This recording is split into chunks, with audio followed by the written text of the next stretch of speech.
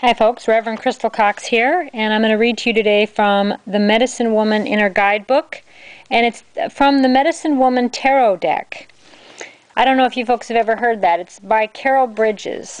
So if you're stumbling across this, then I guess this is the tarot that you're meant to be seeing or reading or hearing today. It is the totem of arrows. It is Coyote, the four-leggeds. Prayer. Through all my battles I have come. On a hard path I have traveled. With mountains below, I sit at the peak. The clouds are my pillows now. The sun is my crown. And I will sit here until my teachings are heard, never ceasing to speak. Those with ears to hear will feel my wild and cunning nature. I am free, yet determined. I know my way and seize every opportunity that comes on my path. The lesson.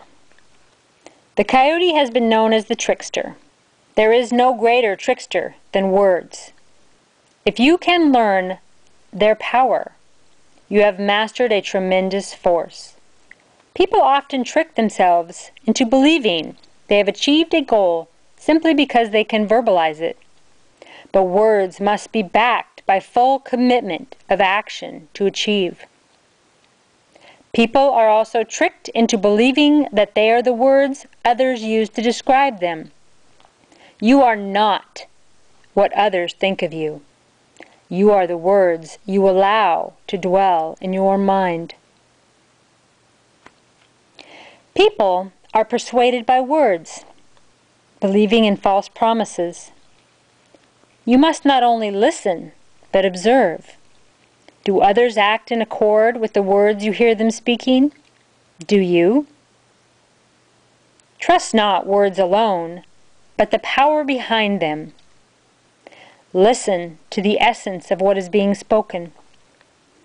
Your body often knows truth before your mind does. Like the four-leggeds, you have an inner sense of when to pay attention. Your instinctive body response senses danger, pleasure, promise. It knows when to exercise caution, restraint, abandon, frivolity, grace, cunning. Learn its way. Listen with your whole body. Folks, your body is your guide. Trust your gut. Do not let other people's versions of you become you. Don't accept it. How do we not do that? If someone says something horrible to us, even if we don't believe it, we still have it in our energy field. And the only thing to do is to turn that over to God, to the Great Spirit. To ask for prayer, ask for angels to help you to get rid of it. And to make sure that if you feel like you're being tricked or something is wrong with the situation, remove yourself from it. Remove those people from your life. You don't have to have an explanation. You don't need to feel guilty. You don't need to feel shame. Okay? The power of words are very, very important. And people can persuade you with their words and not necessarily follow through. They might be saying something to you that's empty. But you know in your gut, you feel something's off. And you have to trust that more than anything else. You are not what others think of you. You are the words you allow to dwell in your mind. Okay, I read that part again. You folks need to know for sure that you are who you know yourself to be. You are not how others describe you.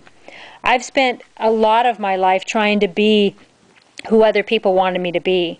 And it creates a great conflict, whether it's your mother or your brothers and sisters or your boss or your peers or your family, your kids. We all tend to want to be what other people need us to be so that their lives feel better somehow. And it's really, really hard to say, you know what, I'm going to be me and this is different. You risk and you'll probably lose everybody that you know to be in your life and you'll be alone. But you know what? You probably won't be alone for long because you will attract people to your life that are more suited to where you're vibrating and who your truth is. And yeah, sometimes those people that you consider family that vibrate the same as you and that feel your same beliefs, they may not be blood. But you know, we've all come here in different lifetimes for different reasons, and we don't need to necessarily be blood to be family. Goddess bless you all.